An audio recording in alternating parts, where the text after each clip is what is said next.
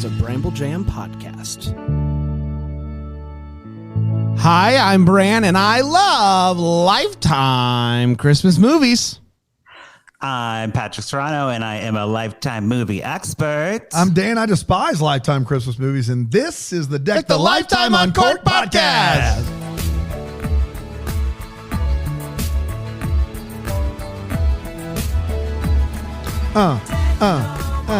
Hello, everybody. Welcome to Deck the Lifetime Live Record. I said words. Trust me. It's Bran. Dan's here. Patrick is out there in Chicago. How's it going out there in the old Windy City? That's what I've heard it's called. It is called the Windy City, and we do have a wind advisory today. So there you go. How many days a year? If you needed your weather report. How many days a year is there a wind advisory in Chicago, Patrick? You know, when it gets really bad, it's like tie down your patio furniture, like, man, you know, hold on tightly to your children. We really have their sirens that go off on Tuesdays at 9:30. That's like the practice tornado. I mean, it's a windy city. It is. It's a windy city. I don't want to tell you. It's a windy. Unbelievable. So like a wind advisory here, we'd be like, uh-oh. Yeah, it's real serious. But is it like worse in Chicago? Like, does it have to hit another level to finally like put out an advisory? Because here in Greenville, it gets like 20 miles per hour, and they're like, "Hey guys, hunker down." We're just trying to gather, Patrick. If you guys hear wind advisory and you're just like, whatever, like, or do you take it seriously? Anything weather, we're like, whatever. It's like, you know, wind advisory. Okay, that's fine. My car's gonna blow a little bit to the side on the highway. Snow, you don't get off work or school. You have to still go. No matter what, it could be like 12 feet of snow and you're just driving like fishtailing all over the place, but you got to go to work. They're not going to cancel work. Do they really never cancel school for snow? Very rarely. Yeah. Very rarely. I lived in St. Louis 2 years. We got over a foot of snow several times and it never was canceled. Never. Yeah. Yeah. I mean, those plows are out there. That's working. Right. We need a Christmas movie about the snow plow the man Christmas or plow woman. Well, what was the Melissa Joan Hart movie last year with the tow truck driver? Kind of that. You can just do that. Yeah, okay, Mr. Christmas. Jason Priestley. Yeah. Oh, boy. Yeah, that was one. Yeah, I was watching 8-Bit Christmas on the HBO Max, and I think it takes place in Chicago, one of those cities where it snows a lot. And there's a bit in there about this one school district never cancels school, no matter the snow, and it's the school district they live in. So they're listening to the weather report on the radio, and it's like, cancel for today, and this county, not cancel, and everybody freaks out. It's a great That's bit. fantastic. There's always that one district. They play hard. Hard ball. That's right. They play hard ball. We were at a school with a head of school Private school, that was real, like wouldn't cancel. Yeah, but then he got softer in his old age. He did get softer in his old age. That's accurate. Yeah. And once he realized, go ahead. Did you guys go to the same grade school? No, we taught together. No. Patrick, no. Oh, okay. I'm like, Brandon I'm picturing little, you know, Bran and Dan like praying for a snow day. Yeah. How adorable would that be? Patrick, you and I are the same age. We found this out last week. Born in the same year, roughly 2 months apart. Brand's like a decade younger than us, so we hate him. I turned 30 in January. Me too. I'm considering my 30. People maybe can chime in on this. My 30th birthday. I'm considering doing a deep dye in my hair, like a blonde or something like that. The first one you threw out was silver or gray. Silver, gray, something like that. And I was like, are you just going full Santa Claus? I don't know. I'll tell you, I don't know. Sometimes I see it. I see some boys out there that have dyed their hair, and I'm like, I don't know. I kind of like it. I used to think it was dumb, but now maybe it's just my midlife crisis. I'm only living to 60. Yeah, you're about to say you're living to 60. Okay. Yeah. You have to do it once in your life. Like if you haven't done it, you have to do it at least once. Have you dyed your hair? What was your best hair dye? I did like a golden blonde, like a strawberry blonde. It was terrible. Well, it was amazing. Well, let me ask you this, because I'm a hairy boy. So is the best route here to let my hair grow out a little bit and then dye it so that it's not like, I don't want to get a haircut and dye just a little bit. It's worried about those roots coming in. The roots. Right. The roots will come in regardless. Yeah, but some roots are fine if it's longer, right? Like if it's longer, does it look better or shorter does it look better? No, I think you should grow your hair out a little bit, dye it, have them cut it up so it looks nice for like a week or two, and then it will grow out to the longer, and then you'll have the hair for even longer. What about my beard though? What do you do about that? You just no, just leave it or fade it into like a blonde. Ooh, a fade it. A fade dye. Wow. We've taken too much time on this. No way. There's no way that's possible. I want to see the strawberry blonde Patrick Serrano. I do want to see those pictures. Those pictures would be. I have pictures. Everybody tweet at Patrick Miguel and ask for that picture. You can dye it, and you should dye it. And you should. We are talking. What is it? Maple Street. What is it? Biscuit? It's called A Christmas Village Romance. Christmas Village Romance, but also on yes. you can watch it on Prime. It's a Maple Christmas. Christmas at Maple Creek. Sure. So either one will do you. And this is a movie that's been out for a year. Lifetime picked it up. I did a quick perusal. This is the 1800s boy, right? Yeah. Yes. I did a quick perusal while we were on our flight. And because I was interested in the ratings of the weekday movies. How's it going? Yeah, I don't know. So you did a perusal and came up with nothing? It is not all that impressive, no. But is it? But then we have to look at day to day. So I don't know how it compares to a regular weeknight on Lifetime. Right. But it's like all of them are getting like less than 500,000. So it's like 300,000 ish. And then the premieres on the weeknights or weekends are a little, like double that basically. So I feel like it's been a down year across the board Christmas wise for Lifetime in comparison to the last couple of years. But I could be wrong, Patrick. You could know things. I think this is the year they're doing so many that they've never really done this many. So yeah, of course it's going to be down sometimes. And like, you definitely see it on Twitter. Like I was going to live tweet all of them. And then I'm like, no, it's like the same 3 guys. Like this is a little creepy. I don't want to be that guy. I have better things to do with my life than live tweet Lifetime movies. So yeah, especially when they're in acquisition like this one, like, it's been out there for a year. So the premiere is not going to be boosted. Right. Right. Yeah. But that's why we're talking about it here. That's exactly what we're talking about. Back to Lifetime Uncorked. Yeah, because this is something that Hallmark would never do. So it's something to it's a tactic to consider, like when you're making your holiday movie slate. If you're a TV network, which I'm sure everyone who's listening to this podcast right now is, because there's so many networks out there. But acquisition over like in-house production, like, is it worth it? I don't know. The interesting, we'll find out. The big argument is what's worth it. Like what's worth the money, to make your own movies and take a role on the ratings, or to try to get the rights to like National Lampoon or something like that consistently every time it's on the air just does great ratings. So it's who's coming out better there. This has been a really good TV exec chat we had here. And none of us are TV execs. So no, I mean, it's just interesting to me. So me too. I love the rating stuff. I love all of it. Yeah, it's very interesting. There used to be a TV ratings blog that would do ratings every night.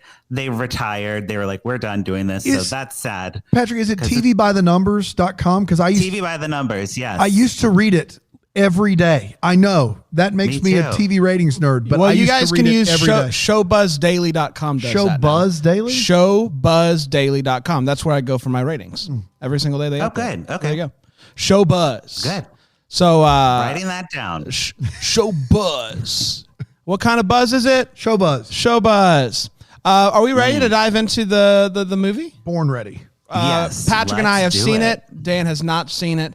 And by the end of it, Dan will basically have seen it, and we will all decide whether or not we will pour it up. And to be fair, you're gonna have to really win me over here, because acquired period drama movie, it's a put a cork in it right now. Okay, well, we're starting from a 0. We got this. We got this. All right, Patrick, take it away, pal. All right, so we have A Christmas Village Romance starring Jake Epstein, our boy from Degrassi, or as the Canadians say, Degrassi. And as we say, Degrassi. That's how we say it. Oh, yes. Oh, so fancy. Yes. Yes. Very like Drake time Degrassi. Yeah. So, he was in there in a good time, I think. Never seen it. Jenny Ross is our female protagonist, and Oliver Renaud. He was in the bio. I don't know why he's there. Whoever that is. Okay. Oh, he's probably the other guy. Oh, he's Greg, the hunk. Yeah. We'll get to it. We'll get to it. Okay, all right. Right. The movie starts in San Francisco, which is fun. We get like the shot of the bridge. What is that? The Golden Gate Bridge? I was reminded that I left my heart there. And it feels full on like a Full House opening. You know, Yeah. I'm waiting for the yeah. Yes, it was like, you know, you get the row houses, like the Tanners are out having a picnic. Yeah, What is happening right now? They just like literally stole the intro from Full House and just plopped it at the beginning of this movie. As they should. We meet Diana. She is a young romance novelist who's never been in love. Okay. So Never that's been sad. in love. Yeah, and she's also never been in the period in which she's writing about. So strike out 2 for 2. So this is modern day San Francisco. Modern day, she's a romance novel that writes about the 1800s. She's a romance novelist. Okay, got it. All right, cool. She's a historical She's a romance walking novel. book with hands out here. I'm a novel. And she's just like, that's great. She is like basing the novel like on her town. Like her town's like a historic town called Maple Creek, and it like still has like a blacksmith, and like it's very historical, whatever that means.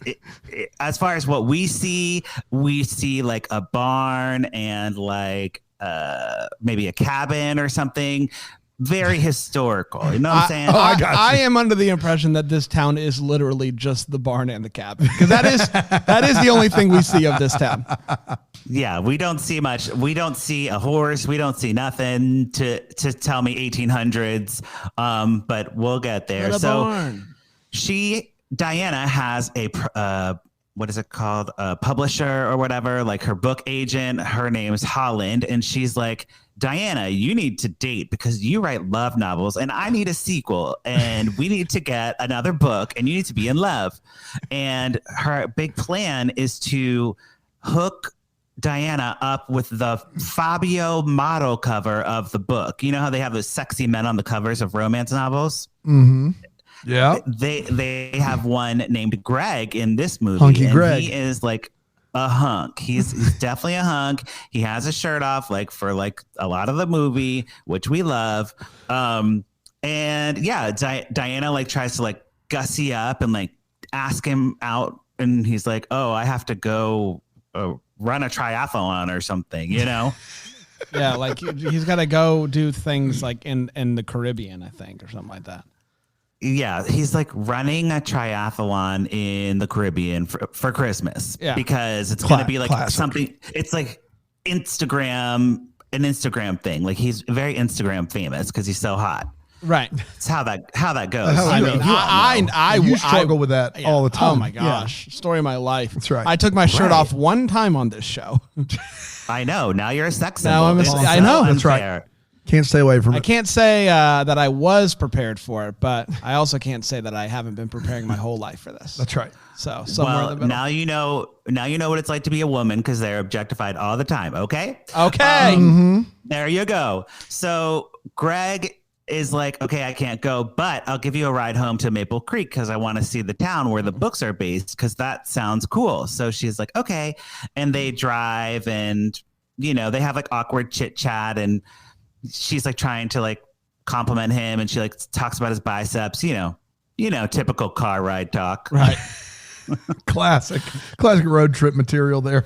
This is why we don't road trip anymore. I just kept talking about your biceps and got uncomfortable. I know. Mm-hmm. Yeah. So Diana is like, oh, there's this blacksmith in town, Timothy. He's like Uncle Timothy, but he's not my uncle. Don't think too hard about it, Greg. You're so pretty. And she gets there and she's like, oh my God, Uncle Timothy, I'm so in love with Greg, blah, blah, blah. And Uncle Timothy's like under the car, like working on, or not a car, it's like a sleigh or something because it's the 1800s. Wagon. He comes out. And it's not Uncle Timothy. It's Uncle Timothy's nephew. Similar leg structure, I guess. But Jake Epstein. Yes. Jake Epstein. Yes. Jake Epstein is out here full on goofball mode, like, oh, I'm a blacksmith. Here's my hammer. You know, I will say this guy. To be clear, like he never does say, "Here's my hammer." That sounds like a tagline in like a bad sitcom. Yeah, for everyone that's concerned out hammer. there. Here's my hammer. And also, while we're like breaking down people's like vibes, Diana, whoever the actress is, I forgot her name. She is giving me Alicia Witt without the forced manic energy and Botox. But what's left of Alicia Witt if we take out the forced manic? A good actor. What? Brand calling shots today. She was good on Orange is the New Black. I'll give her that. There you have it. Yeah, no, I forgot she was in that. Unbelievable. Yeah, and she was good on Friday Night Lights. Well, yeah. Where she was the worst part of that. She was in Friday Night Lights. That is true. She was in it. She was there. Full hearts. Okay. So tourism in the town is lagging. And Diana's sister Kayla is in charge of the tourism. I guess they have an inn or something. Who knows? No one's in the town. We don't know. No one is in the town? No, it's like empty cabins and it's like big tourism time, but they don't have anybody coming, and they're gonna have to close down the resort. They're gonna the town's gonna just shut down somehow. I don't know how this town works, but it's in danger, Dan, of collapsing. The whole town, but just the barn. Really, the barn and the cabin. The barn and the cabin. That's are what really, really. Yeah. It's a nice barn. Got it. It's great. So, they go to the cabin and Diana moves into one and there's Carter with his hammer. He's like ready to hammer something. And she's like, got my hammer. They're like talking. Yes. And he's like, he tells her about the history of the town. And she's like, oh yeah, that's funny. I love history too. I write romance novels. And he's like, actually, you're what's wrong with history. You bastardize history. You don't take actual historical events and you make people think that the 1800s were romantic and all this stuff. But actually they were hard. It was hard work and people had to work really hard and get in mud and stuff. He's a history teacher, so he really is not fond of the history novels. All right, so she's in modern day writing this, but then Jake Epstein is in the novel. No. Because he comes up from under a wagon because it's the 1800s. Okay. Stop.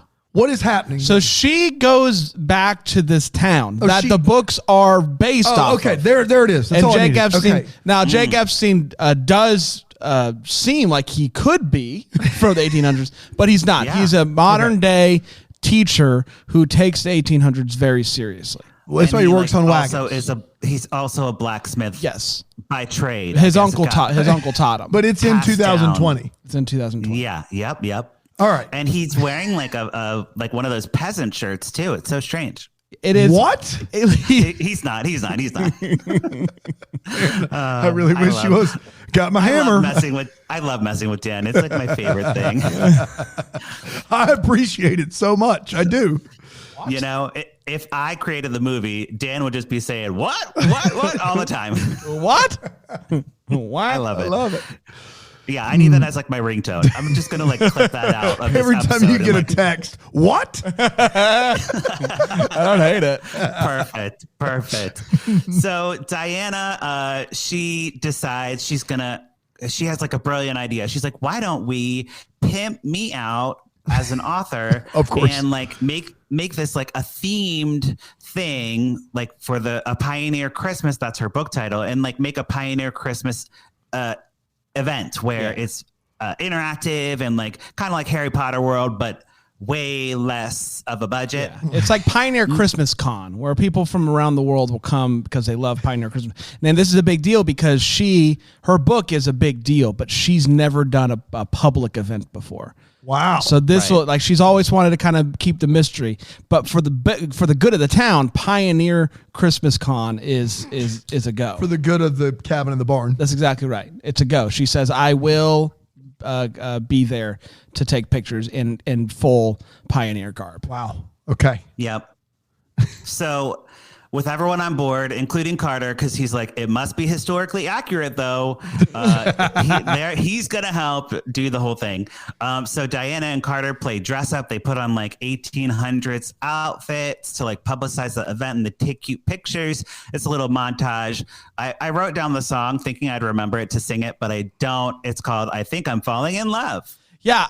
So here's the thing about that song is I found that song choice to be so interesting at this point in the movie because up until this point, they don't really like each other. Not at all. This is the first thing that they're doing together where they're not like fighting the whole time. I really found it to be a very bold choice to go with I Think I'm Falling in Love with You because we're taking a photo shoot together. And these books all have something to do with Christmas, or is it just Christmas time, or what? The books are not Christmas themed. It's just Christmas time in the movie. Okay, got it. But there is one book. I think she's writing a book that's Christmas themed, or one of the books was Christmas themed. She's writing the last one. I'm also getting this confused with that Brooke Shields one because I watched that this weekend too. So I'm like, hold on, wait. Okay, got it. No, one of either the one she's writing or the biggest one did take place at Christmas. Right. And it's like big for her to like get the Christmas like candles and the vibes going while she's writing. So I don't know. Oh yeah. It's a whole thing. So they sell out every cabin. It's a huge success, like just from being announced. But it might not be enough to save the barn and the cabin. Might not be enough. Now you might be asking this question, Dan. Where'd Greg go? Greg? Where is Greg? Shirtless guy? Where'd Greg? Well, Greg's in the Caribbean.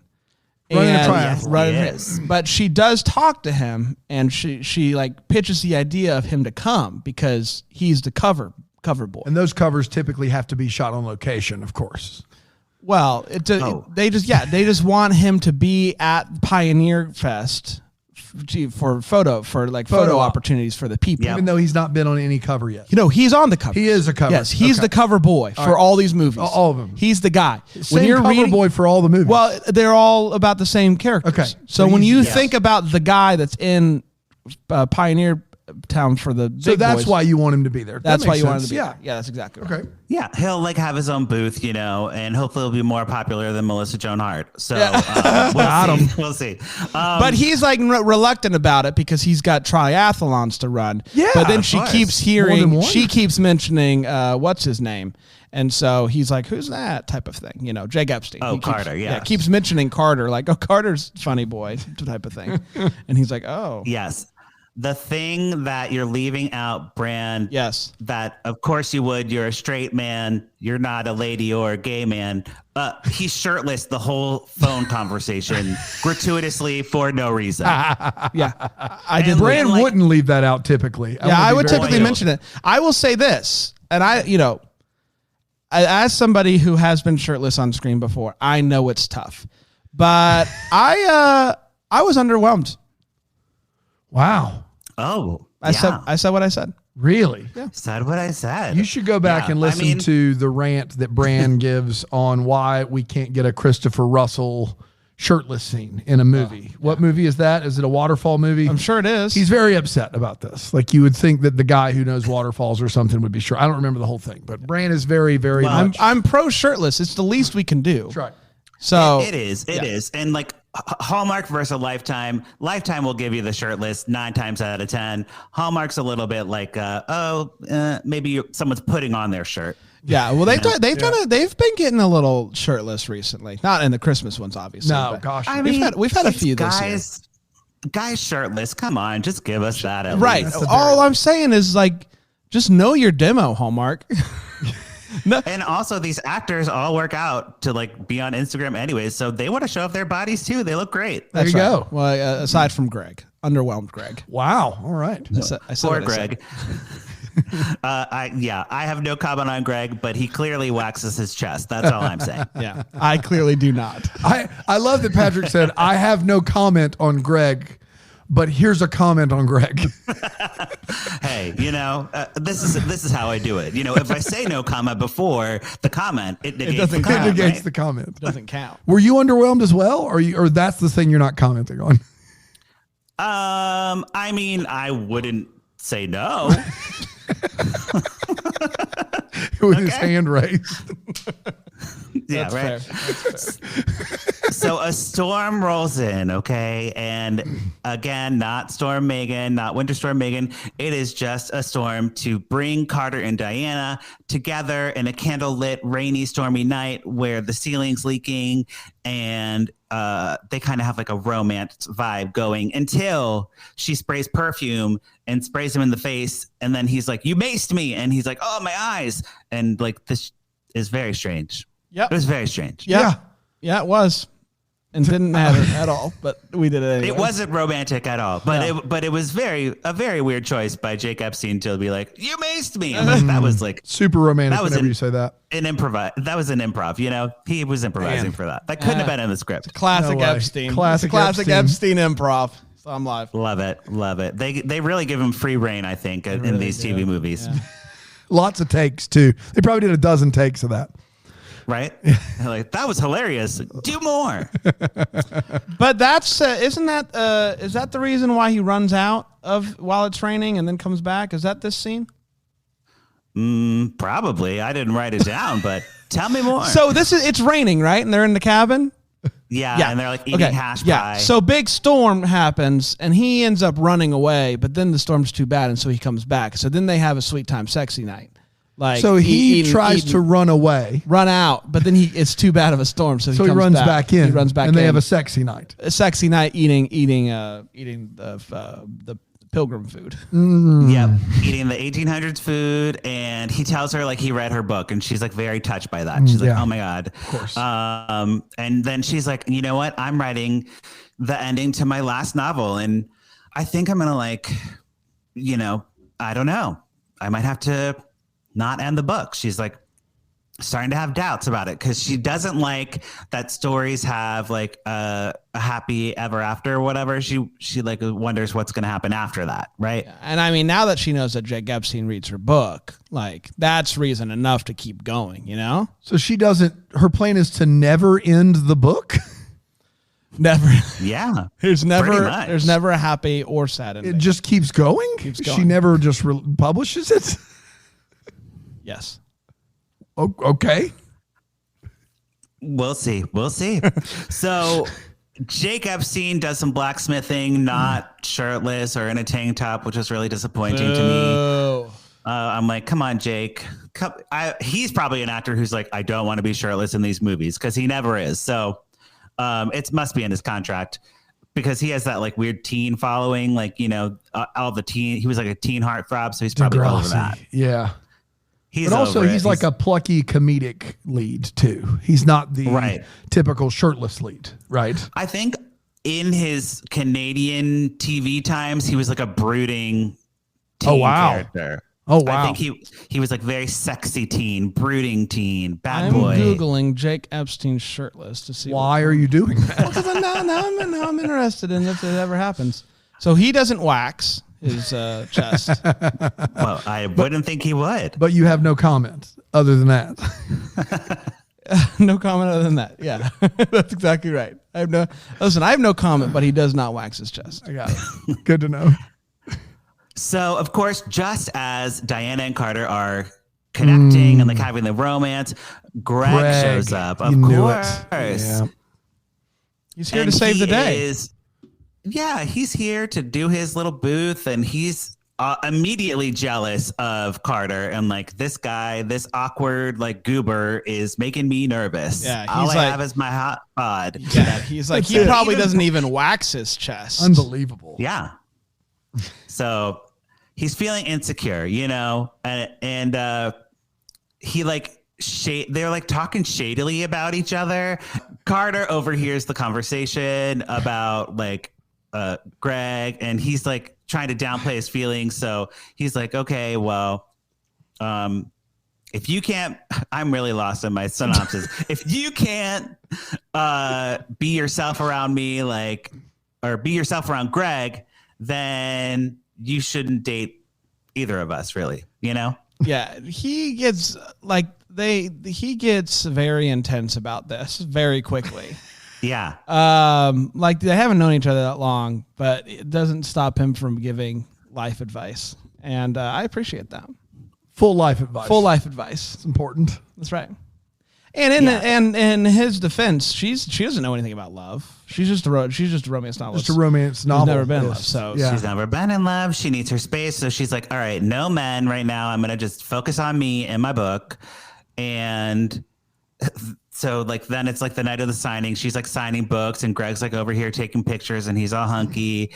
And Carter doesn't show up for the thing at all. He's like totally MIA. Greg also finds out that he has like a TV show offer to just be hot or something like that. He's got, this book cover has changed his life forever, basically. He really is a Fabio. I mean, Fabio was I can't believe it's not butter. Like, he got that solely from book covers. It's impressive. That is impressive. Yeah. Maybe he'll be the new butter boy. The new butter boy. Yeah. There you go.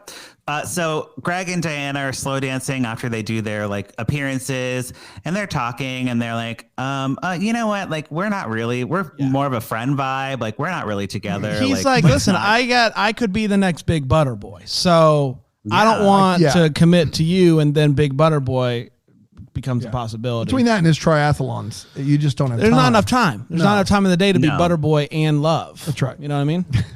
Right.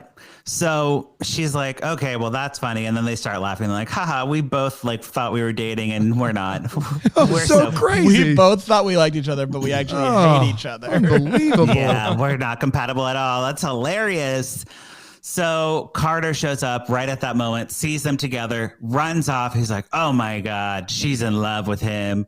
He's heartbroken. He's in the barn, like crying or something. Who knows? He's thinking about waxing his chest. Like, it's a whole thing. Yes. Like, maybe I should do this type thing. And Diana runs after him. She's like in her like 1800s gown. This is why we thought that this was moved and set in that time, because this was the production shot day where we got all these outfits. And he's like, I sold some land and I'm going to turn the barn into like a cattle ranch or something. Like, I'm not sure. What? I'm not sure. He basically had a dream to like start a ranch. What does that have to do with selling land? He's going to say you need land for a ranch? No, he's hoping to save the town, I think is what we're getting at here. He's helping save the town? I guess he like had he inherited some land in Montana that he forgot about, and he was going to start a ranch and now he's like, you know what? I'm going to start it here in Maple Creek. So he save the town. He sells the land in Montana to start a ranch in Maple Creek. That's right. Okay. Now I'm tracking. And Diana is so inspired by this. She's like, and they kiss, and she's like, that is so romantic. I love ranch dressing. And they kiss. She does. She loves it. She loves ranch dressing. And then she makes an announcement at the gala. She's like, okay, happy endings always happen in movies, but I want to see what happens after the happily ever after. And I'm going to continue writing my books. Yeah. I'm going to write all the books about the couple on the ranch. And the couple is her and Carter. Man. Is that the end of the movie? I'm just reading the last paragraph. I think they like kiss, and then he dips her. Oh, and I wrote that down because I've been dipped in a show like that, and it's really dangerous and scary. So if you think it's romantic, it's not. It's terrifying to be the dipped person, and you have to have a lot of trust in that person. So, make sure that you're really in love if you let someone dip you. That dip seemed also improv. It seemed like a very spontaneous improv dip. It's an improv dip. Saw them live. Yeah. Yeah. That's why I said it looked scary. Looks scary. Scary dip. Scary dip. Wow. Music plays, snow falls. The end. The end. 1800s, not period piece. Nope. Jake Epstein. We just reviewed a Jake Epstein movie here on Monday. That's right. And we loved that. Yes. So let's see what we think about the Hanukkah one. Oh yeah. Yeah.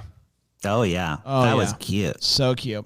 So let's pour it up or put a cork in it. Yes. Pour it up, put a cork in it. We'll start with who do I start with? I always forget. You start with me. Yeah. Dan because you didn't see the movie. Yes. I started by saying this is an uphill battle because, put a cork in it because it sounds awful. But I gotta say, after listening to you two, it's definitely put a cork in it. Because if there was a way for you to make the movie sound worse, you did it. This sounds awful. Just exceedingly awful. I can't. I'm so happy that I didn't sit through whatever this was, because I just can't imagine. I can't imagine a world where they decided, let's air this on television. I know, hard no for me. And I love Jake Epstein. I think he's great. Put a cork in that bad boy and then break the glass and do whatever else you need. Reuse the glass for other things. Recycle it. Yes. Just get rid of any essence of that wine bottle altogether. That's where I am with it. Okay. Bran, what are you thinking? Just really quickly, I think you went somewhere, you didn't know where you're going with it, and let's try it again next time. Let's reuse it, recycle it, but then get rid of any wine. Break the glass. Break the wine glass. So the wine all disappears. The glass is all around, shards everywhere. Sweep up those shards. Okay. Take it to your local glass recycling place. Sure. To let them recycle it. So we don't have to do anything. No, we don't have to do anything. Someone else can. But when people see that glass, they don't see the wine bottle that was this Maple Creek movie. They see something else entirely. Got it. Do you understand? I got it now. Thank you. I thought you wanted to put something new into the wine bottle. New wine and old wineskins. Forget it. What would you do that for? I wouldn't. This is tough. We went full Bible there, guys. You're welcome. So this is tough. This is tough for me because I actually do quite like the leads in this movie, and I do find them to be quite compelling. There was just a lot. This movie left me wanting in a lot of areas as well, because it just didn't put these two in another movie, and I think it's a big hit. But this weird barn that's the only thing of the town we see in the 1800s, and that stuff didn't quite work for me. So I am reluctantly putting a cork in it. But I'm not sealing it all but really? Yeah. A little air getting in there. I'll put a cork on it, and I'll leave it on the shelf, and maybe in a couple weeks I'll revisit it and see if I want to take another swig. Another swig. But yes, it's a cork for me. Okay. Wonderful. So I think I'm going to pour it up. Here's why. Did the movie make sense? No. Did not. Were the leads good? Yeah, yes. They were good. Was there a shirtless hunk? Yeah, there was. So that's 2 thumbs up versus 1 thumbs down. Yeah. So I have to pour it up for that, I think. And, this harkens back to Lifetime Old School, where the plot didn't really matter at all. Ways it could have been better. Yes. Christmas magic to take them back into the 1800s. Actually, that would have been cool. For her. Anything like that would have been amazing. But, this acquisition didn't have that budget. This is a 3rd tier, 4th tier production company, This is a lower budget than most Lifetime movies. There's right. It was one building in the whole movie. Yeah. Nashima Entertainment is the production company. Never heard of them. So that says all you need to know. Patrick, can you think of any movie that you've watched in your history of TV movie watching where it had 2 good leads and a shirtless hunk, and you would put a cork in it, thumbs down it? Probably not, because that's it. I'm not going on content. I'm going on leads, hunks. Yeah. Leads good, shirtless hunk, done and done. The leads were really good in this movie, and that's why I'm keeping the bottle close by. I can see myself turning around. Yes, the budget I think really harmed this one, because this is, I think, the least amount of locations I've ever seen in one of these movies. There isn't. Yeah, and it must have been a COVID times too. They only had a certain amount of protocols on set. Because now I'm looking at the other movies. This production company did the Christmas setup last year, the Gay Christmas movie, which was really good. It was good. They did Christmas Ever After with the actress Ali Stroker, who's a wheelchair user. Oh, yeah. So they're good about inclusion, and they did Mistletoes and Menorah with Epstein. We've seen that one too. Yep. Yeah, so they have some good stuff. I think it was just an off year for them. That's okay. This movie, like, I'm glad that you guys got to see those performances. This movie sounds like it is just atrocious.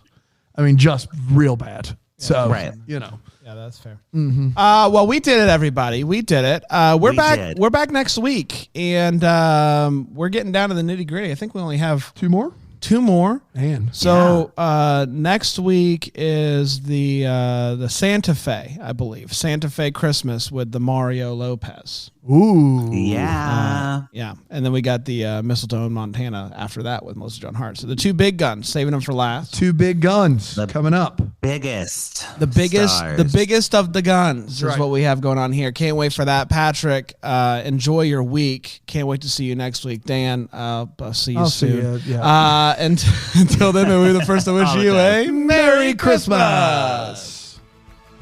Deck the Hallmark is a Bramble Jam podcast recorded live in, that Greenville, South Carolina. Is produced by Brandon Gray. Set decor by Plum Haywood Mall. For more information on all Bramble Jam podcasts, you can go to bramblejampodcast.com. For more information on how to listen to Deck the Hallmark ad-free, you can go to bramblejamplus.com.